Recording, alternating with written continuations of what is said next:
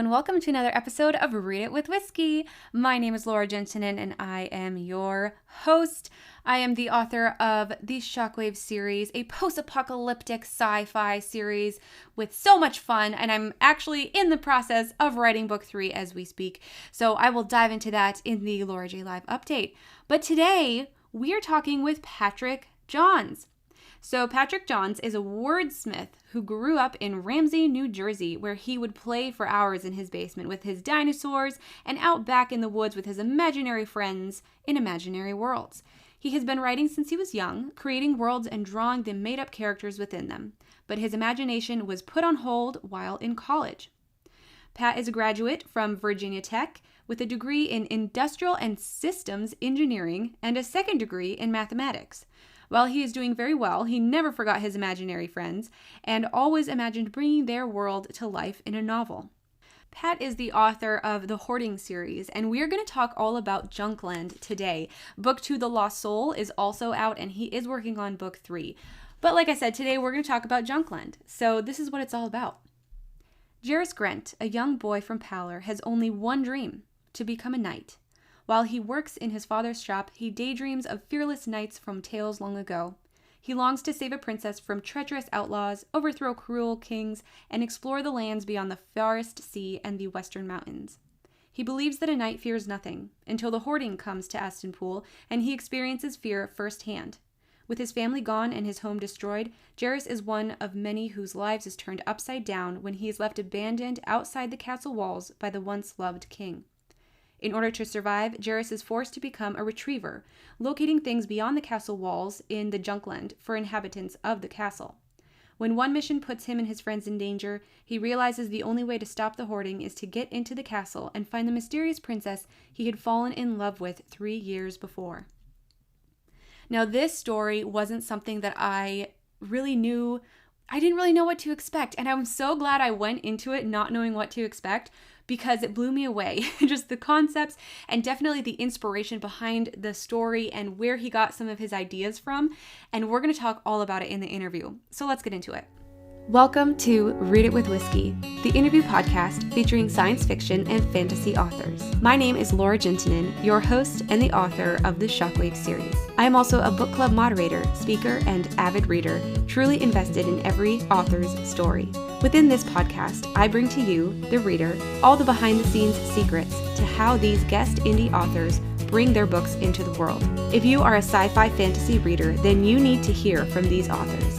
Let's learn about the person behind the page. Sit back, sip some whiskey, and lean in to these self-published authors. Hello, and this is our little Laura J. Live update for this episode. And you guys, we are coming up towards the end of November, and that means NaNoWriMo is almost complete.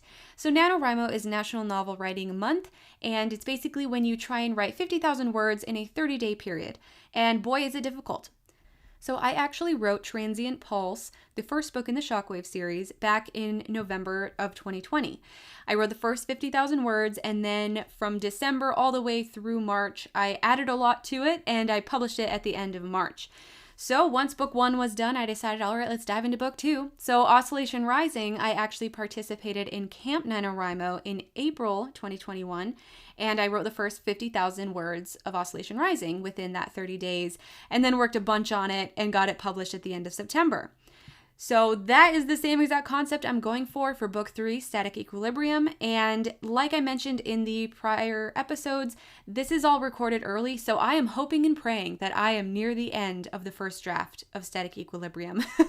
I really hope I am. But I will definitely give you guys a live update coming up in a future episode where I'll let you know how NaNoWriMo actually went. But my goal for right now, as of when this episode comes out, my goal is to be almost completely done with the first draft of Static Equilibrium using the NaNoWriMo strategy.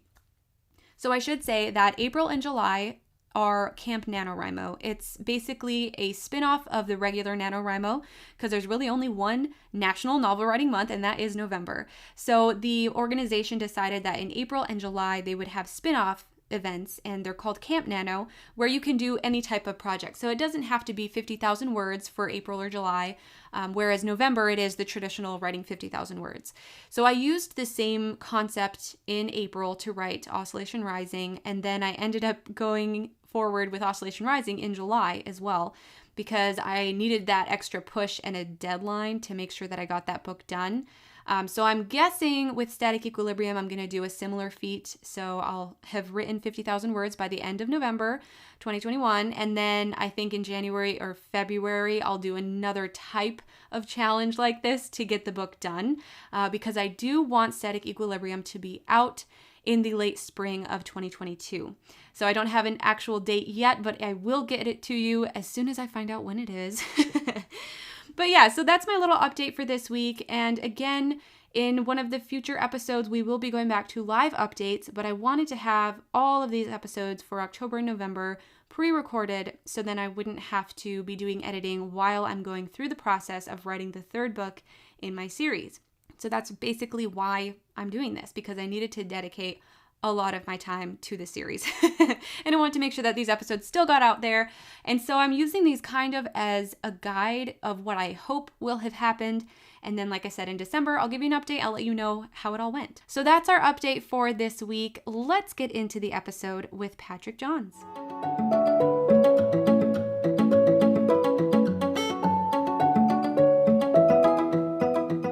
Welcome, Pat, to the Read It with Whiskey podcast. How are you doing today?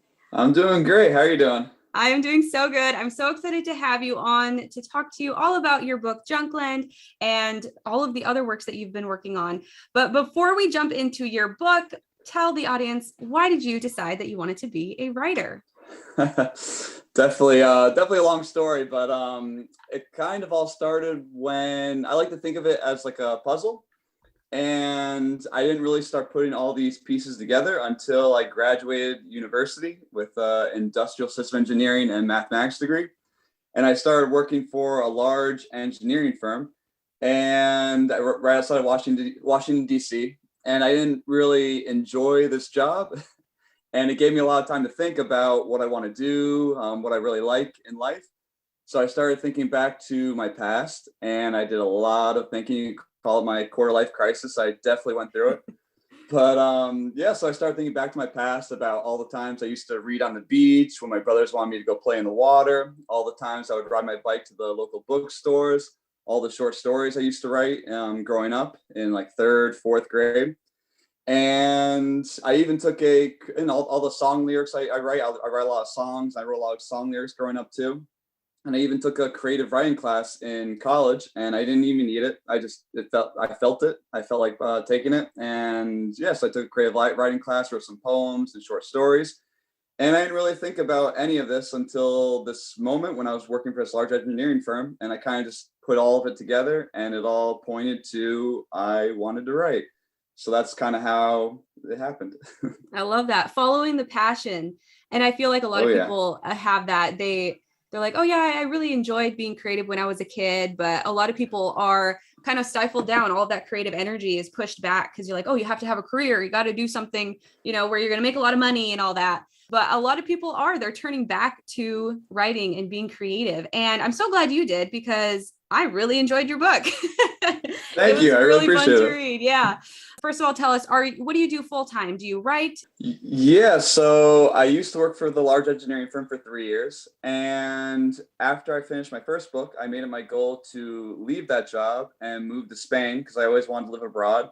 And I always wanted to learn Spanish, and I always knew about a program of teaching English abroad. There's programs everywhere. There's one in France, Thailand, South Korea. You can go to South America and find them. So I moved to Spain to teach English and pursue writing. So right now I write and teach English from October to May. That's pretty much it. A lot of side projects branching off from writing. I edit, do a lot of freelance copywriting. Write my books, I write my poetry, write songs, and yeah. And what do you think is your favorite part about being a writer? I think my favorite part is inspiring others. I don't think it's not only the writing, but I like people follow my journey, my writing journey, I call it. And I get to inspire others, because my favorite books and movies and TV shows are the ones that inspired me to the ones that really inspired me were the ones that made me take the leap from leaving my job and move across the seas to a different country. So I got really inspired to write something like that hopefully someone will read and feel very inspired and look at my journey also and be inspired to maybe leave their job and move to another country, which has happened. I've had a friend who reached out to me and said, oh, you influenced me to leave my job and move to Spain. Another one quit her nursing job and pursued her own business. So I think that's the best feeling about really inspiring others and people reaching out to me to say, wow, you really inspired me to do this. And it is very inspiring, completely pivoting your whole career to do something that you love. And there's a whole bucket of different routes you can take as a writer. And so when you decided, okay, I'm going to pursue writing, I'm going to pursue publishing my books, what was it that made you decide, okay, I'm going to self-publish versus going the traditional route? When I wrote Junkland, I never really planned on publishing. It was supposed to be for fun, and it kind of just expanded into its own thing. I actually had a friend who I worked with in that large engineering firm, and he was kind of like my sensei. He taught me everything. He taught me about the self-publishing world, about Kindle Direct Publishing, about Amazon, and he also taught me about like traditional publishing, the pros and cons. So he really taught me everything. And the big decision was I just like the control. Everyone else has a creative control over having the book, and I think it reflects with me leaving my corporate job. I just don't think I can go back to a job like that. And I think it just comes down to I really like working for myself, being in control of everything, having my own team of beta readers, cover artists, website designers. It's just a lot of fun making the final decision of everything. Definitely. The whole indie and self-publishing world, especially on social media, is so much fun because you can meet so many people who can help you, like the cover designs and editing and all that. There are so many people out there. And I think that's true. All of us creatives, we want a little bit of control in every single part of the process. And so no, I agree. Self-publishing does that for us. Then it comes down the almighty prologue and epilogue. I remember that was a big one too. Like, cause I have a prologue in my book and I want to have a prologue. And I remember all my favorite books have prologues, but I remember I went to a writing conference in Washington, DC. I went to a writing conference and I think it was Michael Sullivan. Yeah, he's a fancy author. He was giving a talk and he brought up the prologue. And when he brought it up, everyone's like, oh, boo, we hate the prologue, no prologue. Like, so when people pick up a book and they see a prologue, they immediately put it down because that's like a big no for authors. But then I see like George R.R. Martin for A Game of Thrones, J.K. Rowling, she has an epilogue, and Brandon Sanderson, all these famous authors have prologues and epilogues. And I don't know, I wanted to have a prologue in, and I read all these articles online and these authors too saying, yeah, if you work with an editor or a big publicist, they can literally say, oh yeah, no prologue, scrap that. And that was kind of like, I don't want that, I want my prologue in. I like that you brought this up because I really enjoyed the prologue in Junkland because it kind of sparked the curiosity within me, like, oh my gosh, what's going to happen kind of thing. And that was right at the very beginning. Well, that's the thing. Like, you can do a prologue right or wrong. And I think the right way, I think a lot of people write prologues to to catch people up to the story. I think my favorite prologue is from Aragon. I think that's how you pronounce it. The dragon that talks with the boy. And they have like an amazing prologue where it's just like I think it's a woman running and being chased after like an enemy. And you're like, what the heck is going on? So those are the prologues I like. That jumps you into like a scenario, a really action-packed scenario. And you're just like, what is happening right now? And it makes you want to read more. But then you turn to the first chapter and it goes to something completely just not like that, completely normal and fine. And it makes you want to find out what happened in that prologue as you read. Exactly. Trying to figure out like the mystery of how does this connect to the rest of the story. So, exactly. Oh, I love that. Okay. So we kind of hinted at some things that are within your book, but tell our listeners, what is Junkland all about? Give us a synopsis. Yeah. So Junkland is the first book in the Hoarding series. And Junkland is about a young boy named Jarvis Grant who works in his father's shop just outside the castle walls. And he hates it, kind of is parallel to my life a bit. And Jarvis daydreams about becoming a knight, saving princesses and defeating cruel kings. And he believes that a knight fears nothing until the hoarding comes to Astenpool. And Jarvis experiences fear firsthand when his home is destroyed by hoarders. And these hoarders, they came down from the mysterious Western Mountains, which is a giant mountain range. And no one has ever crossed it before. No one knows what's beyond it. And these hoarders, they attack the kingdom with laser-like guns called captors. And these captors are sucking up everything into a captor pack. And this captor pack, it kind of looks like what the Ghostbusters use with their little laser guns and the pack on their backs. That's where I got the idea for that. But instead of sucking up ghosts, the hoarders use these captor packs to process some kind of energy from all of the material they suck up from their captors, including humans, animals, carriages, debris, whatever. And once they process all of the energy from the material, they shoot it back out, and the compressed energy in the form of a block. And over time, these blocks are stacked up to make walls, which eventually form the Junkland, which I kind of got influenced by WALL-E. All my books, I really like Disney movies, so I don't know while reading if you got any Disney vibes, but I definitely got influenced by WALL-E was one of them, and there's another one. I don't know if you can guess it, but we can talk about it after. And then meanwhile, the king of Astapul, he shuts the gates of the castle, and he abandons Jarus and many others outside the castle walls to fend for themselves with the hoarders. In order to make an attempt to help his people, the king sets up retrieval stations along the castle walls where survivors outside the castle go to be assigned jobs. And these jobs consist of retrieving something beyond the castle walls in the Junkland for inhabitants inside the castle. And in return, they're granted a reward, and usually it's something to help them survive in the Junkland. And so Jarus is forced to become one of these retrievers. But when one mission puts Jarus and his friends in danger, he realizes the only way to stop the hoarding is to get into the castle and find the mysterious princess he had fallen in love with 3 years prior. And the overall mystery of the series is figuring out who these hoarders are, where they came from, what really lies beyond the Western Mountains, and why these hoarders are collecting and processing energy, hence the hoarding. Wow. That completely summed everything up without giving away any spoilers. I love it. No, that is the book in a nutshell, for sure. And it was funny because when I first started reading it, I always think of like other things that it's reminding me of. And so you saying that the Ghostbusters tools where they're sucking up the ghosts, that's kind of what I thought of when the captors came into play, those tools to basically wreak havoc across the little community here. And then also WALL-E. I love that was part of your inspiration for that. So tell us what other stories inspired this story.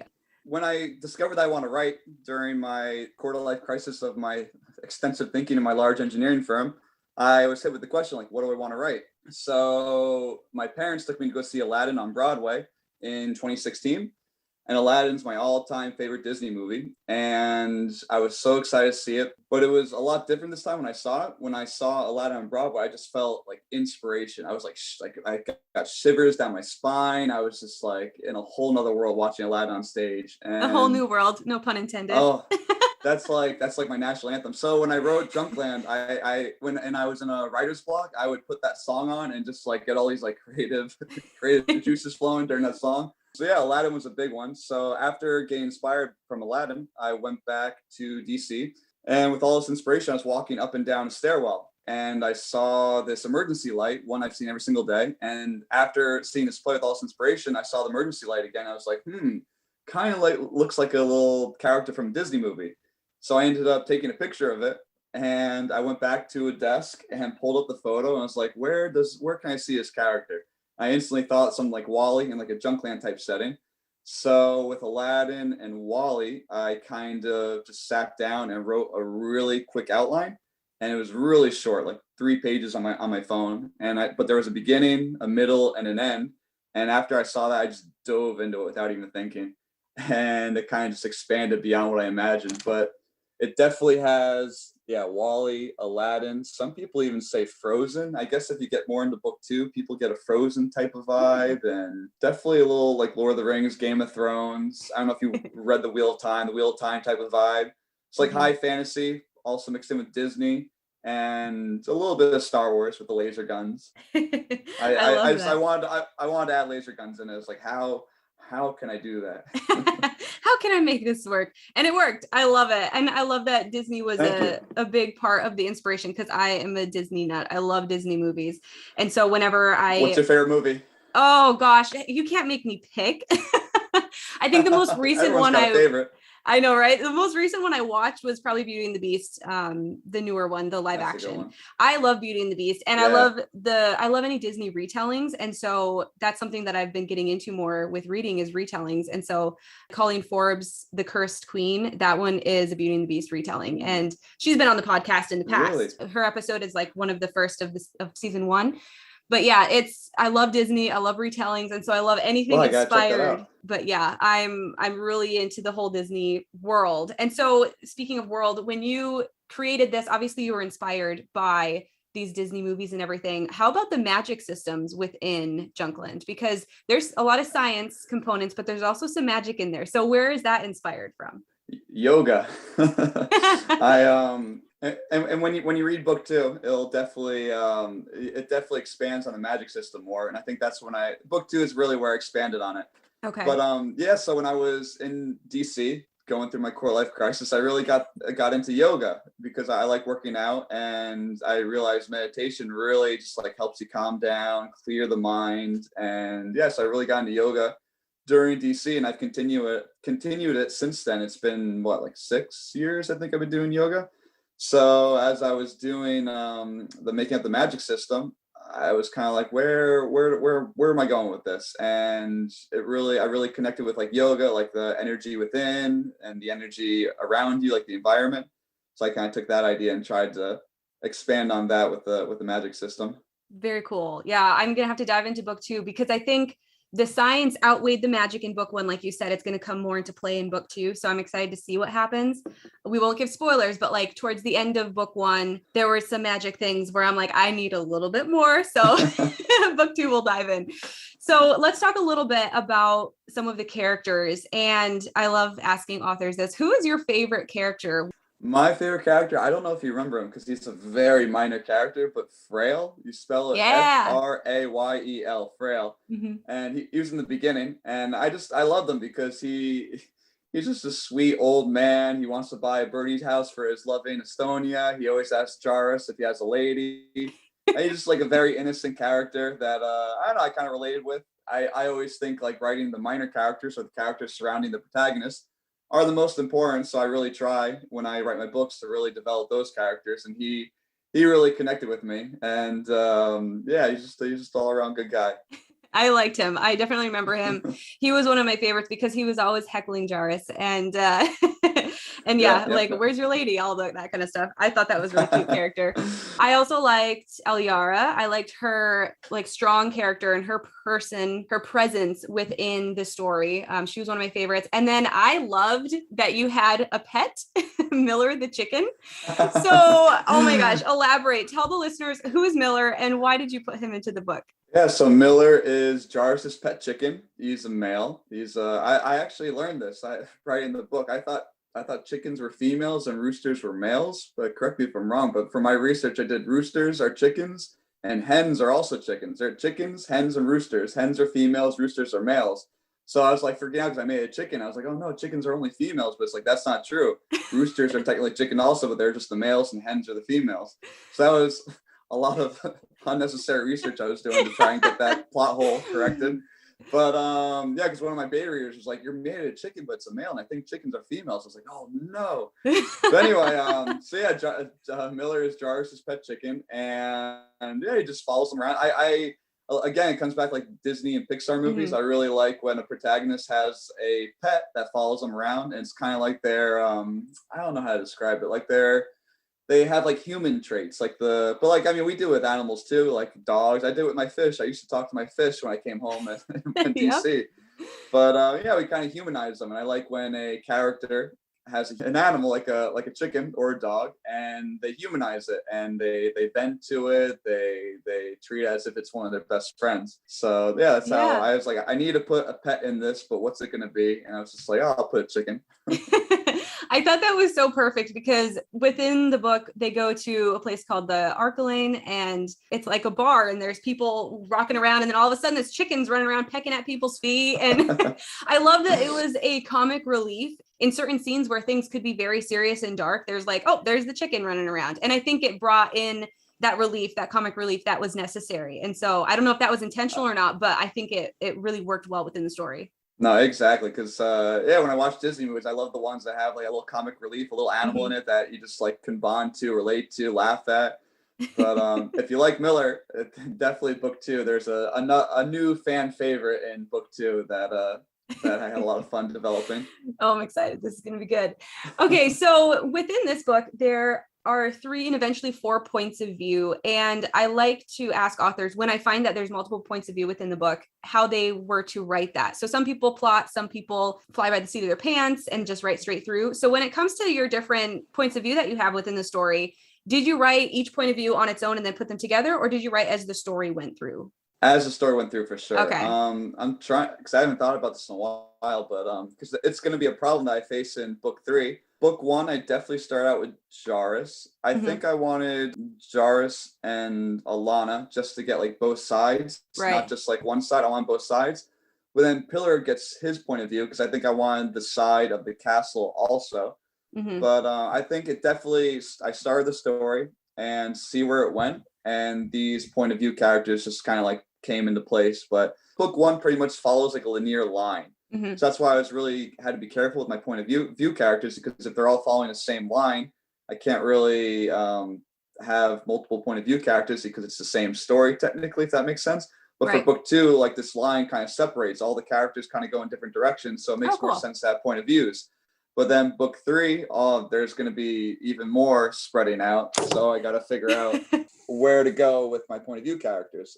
For book 2, I even had a point of view character. And I think after my first round of beta readers, or maybe right before that, I totally scrapped this character out because it just didn't fit. I didn't know where to go with it, but I did, I wrote so much where I did put them in, but in the end I had to scrap the whole thing and rewrite it. So I'm trying to figure out the best approach to do that for book 3, where I don't have to write a whole new character and then scrap them in the end. But I think the best way is just to like dive in and see what happens sometimes. Yeah, it'll be a learning process for sure, just to figure out what your story needs and what your characters want. Because my characters, they take over. And so they're just like, nope, you want that, we're going to go this way. And I just listen to the characters because usually they know what's going on.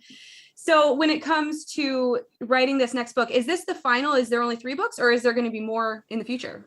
Book 3 is supposed to be the end of the series, but it really spreads very far, and like all the characters and the plot, and I'm just trying to figure out how to bring it all together for the ending.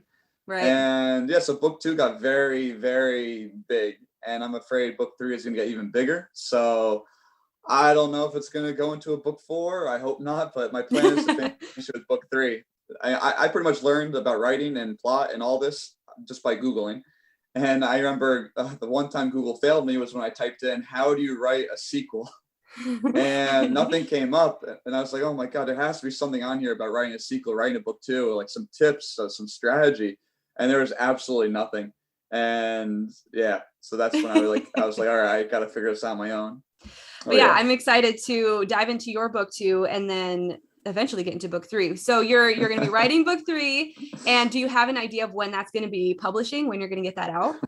Well, so book 1 took me 1.5 years from start to finish. Book 2 took me like 3.5 years from start to finish.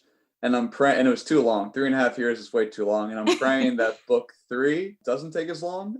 Let's say, so like I have a theory, like I guess I mentioned this. I live in, after book 1, I moved to Spain. And in Spain, I have a lot more time to write. And I thought moving to Spain, I would breeze through writing. But I think moving to a foreign country, obviously there's some stress involved in that and some lifestyle changes. So the first year I really slowed down with my writing because I was just getting adjusted to this new country. So I really think that moving abroad really slowed down book 2. So I'm praying now that I have everything like stabled out, maybe book 3 won't take 3.5 years, but I'm going to start it October. I want to do NaNoWriMo. I haven't done NaNoWriMo in 4 years, I think was the last time. But yes, I want to get a big chunk of it done for NaNoWriMo, and hopefully, I don't know, 3 years or less is my goal. Hopefully, hopefully 2 would be nice.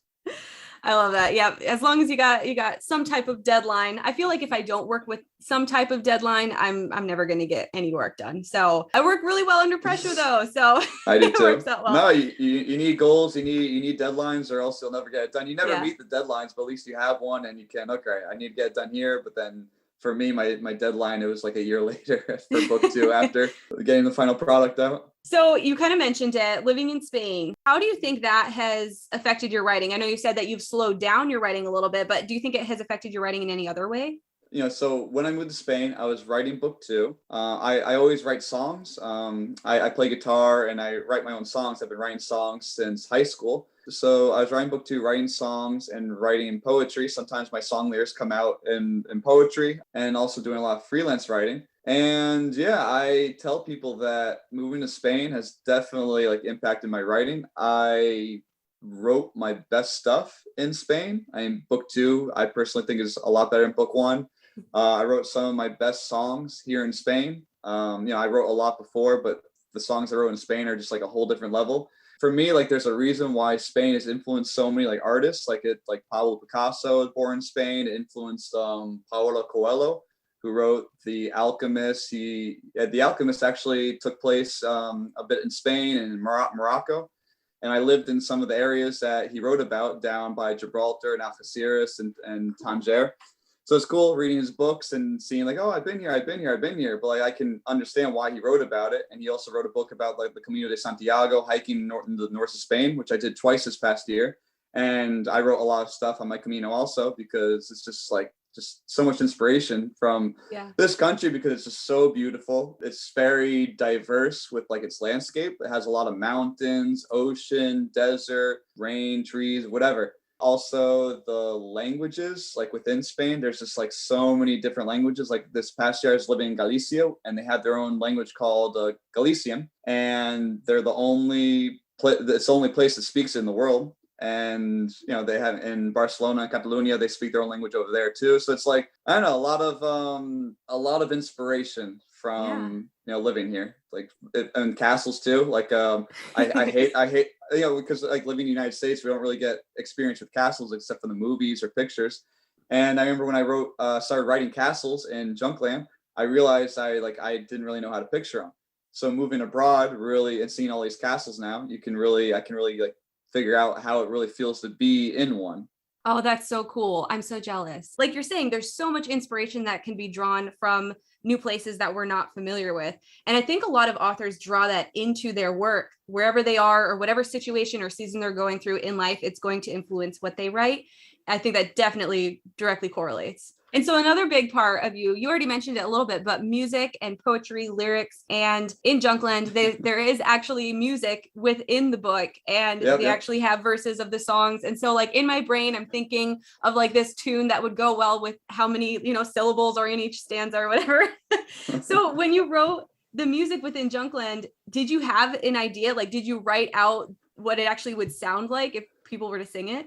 I never actually wrote it out like on guitar or with music. Okay. I would definitely sing it though, like myself. So I definitely knew how it sounded in my head, and definitely singing it in the shower. But in the audiobook, Paul, he does such a good job singing it. I kind of gave him little snippets of it with me singing, and he did it perfectly. But yes, like it comes back to Disney movies. I love the Disney movies that just like all of a sudden like break out into song. So it's just like I always had this image in my head of Junkland kind of being in the future like a medieval musical. So for example, like if Game of Thrones was like a musical. So Game of Thrones, but also with the musical part added in. I love musicals. like The Greatest Showman, one of my favorite musicals. I actually wrote book 2 to that soundtrack. So book 1, I wrote a lot to the like Disney soundtracks like Aladdin, and book 2, I would just listen to the Greatest Showman soundtrack. And it's just so good. So cool. And then I really like doing that too. I have a sound list on my Spotify that I listen to when I've written for the 2 books that I've already written for my series. And then for book 3, I'm going to listen to the same soundtrack because it brings me back into that world. It's crazy how powerful music can be. What songs are on your soundtrack? Oh gosh, it's a lot of instrumentals. Sporia, that's one of my go-tos on Spotify. And lots of instrumentals, not much actual speaking, singing, but music that kind of like ramps you up or brings you into emotions. And so if I know I'm going to get to an emotional scene, I'll pop on one of those emotional songs and I'll have it playing in the background as I'm writing. And I feel like it draws so much more emotion into the book. No, because I don't really work well, like listening to music. I can't multitask, so I can't really listen to music and write, but you are right. Like sometimes I do need it because it really does bring the emotion out into into the sea and like writing a battle and playing like a crazy song in the background, just like really gets you in the mood. Like I can't type fast enough. No, exactly. Too funny. Okay, so tell us, what are some upcoming projects or recent projects that you've had out within the last month or so? I am starting to outline book 3, and I have a potential title for book 3 of the Horian series, which is The Palms of Light. So outlining that, NaNoWriMo, and hopefully getting a big chunk of that done during NaNoWriMo. Fingers crossed. And I also released my first poetry book on October 12th. It's called Stages of a Scattered Mess. And this is going to be, it's not a series, but it's the first book of a poetry collection. So over the past 12 years, I've written from high school up until now, I've written lots of song lyrics. And like I had thousands of song lyrics, and not all of them turned to songs. A lot of them just stayed on my phone. A lot of them stayed in crumpled papers in my drawer or my closet. A lot of them stayed on my computer. So I think in 2016, I got the idea of going through all my old phones. I had to, all my phones that didn't work that were in my drawer, I had to like figure out how to get them work, charged up, find the chargers, and get all these song lyrics and poems I wrote throughout the years and compile them all into Microsoft Word. Yeah, so created one document, Microsoft Word, of all the poems and song lyrics I wrote in the past 12 years. And I got this idea, and I read through them all, edited all of them, and I got this idea of splitting it up into a poetry collection. So the first one is Stages of a Scattered Mess, and it focuses on poems of infatuation, love, and disillusion. Book 2 is going to be called Stages of a Breakup, and that focuses on grief, depression, anger, bargaining. And book 3 is going to be, the title as of now is going to be Stages of a Healing Heart. And that focuses on false acceptance, moving on, and change. So pretty much the series is going to be about, first love, falling in love, going to breaking up, and then moving on and changing. So I normally write songs. I get a lot of influence from punk pop artists like Blink-182. And a lot of my songs relate on like breakups and change. Definitely exciting. I hadn't realized there were 3 in that poetry collection. So that's super exciting. Do you have a timeline of when you're going to have all of those books rolling out? Yeah, so that's going to be my, that's like, since I told you book 3 may or may not take 3 years, I was like, okay, I need something else in the meantime to publish while I give myself time to write on this without pressure. So that's my plan with these books, coming out with this first one this year. And then I think now and every October, I want to release them all in October. Now and like a year from now, in October, release the second one. And the year after that, release the other one in October. So one every year, just to keep something going while I give myself time to write book 3. I love that. That's a good idea, to have something in the background that you can put up while you're working on other projects. Okay, so this would not be Read It with Whiskey without talking a little bit about whiskey. So Pat, what is your favorite whiskey to drink? So unfortunately, I'm more of a tequila guy, but if I had to pick a whiskey, don't judge me, but I'd go for Fireball. Oh no, I'm judging. No, Probably just kidding. The lower tier. I don't really know my alcohols, to be honest. I know my tequilas, but whiskey not so much. But I do like Fireball. Oh, well, this has been so much fun. So Pat, please tell our listeners, where can they find you and where can they find your books? Yeah, so you can find me on my website at www.patrickjohnswrites.com. You can find my books there. I have a blog, and I'm also very active on Instagram at Patrick Johns Writes, Facebook Patrick Johns Writes, and Twitter Pat Johns Writes. All right, awesome. Well, thank you so much for being on the show. This has been so much fun. Thank you. It's nice talking to you, Laura.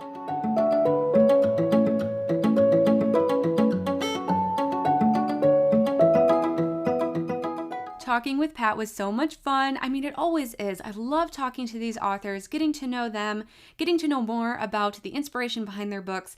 And I definitely connected with Pat with his inspiration of how much Disney inspired some of the concepts within his book. So I'm really, really excited to go ahead and dive into book 2 from him. Again, that's called The Lost Soul. So both Junkland and The Lost Soul are out, and he's working on book 3. So we'll see when that gets out. But I'm excited because he said he liked the second book better. So now I'm just pumped because I love the first book. If you haven't read Junkland yet, definitely go and grab it. Keep your eye out for Miller the chicken because I think that's my favorite character, like I mentioned in the interview. I'm excited to see if he returns in book 2. So Pat was great. We had a great time talking with him. And next week, we have someone very special, Miss A.L. Hook, and she is the author of Daughter of the Antediluvian World, Atlantis Origin Story. I'm so excited to talk to her. I believe this is her first book. We will find out in the interview, but she is incredible. I absolutely love the story and the whole concept that she put through this book. So I'm really excited to bring her to you guys next time. And then the episode after that, I definitely hinted to it a couple episodes ago. But at the end of December, we're going to be hearing from Sasha Black, and she's going to close out the year of 2021. And so you definitely do not want to miss that. Sasha Black is huge in the self-publishing world, so keep an eye out for her. But next time, we'll be back with A.L. Hook. We'll talk to you then. You've been listening to an episode of Read It with Whiskey. I am your host, Laura Juntunen, and I just wanted to personally hop in and say thank you so much for listening. Your support of the podcast means so much to me, and I would really appreciate it if you could go onto your favorite podcast platform and rate and review the show. By rating the show, you're going to help more people find the podcast so then we can grow. Once you review the show, share it on your social media. Share your favorite episode with your friends, and come back next time to hear more from self-published authors. I'll talk to you soon.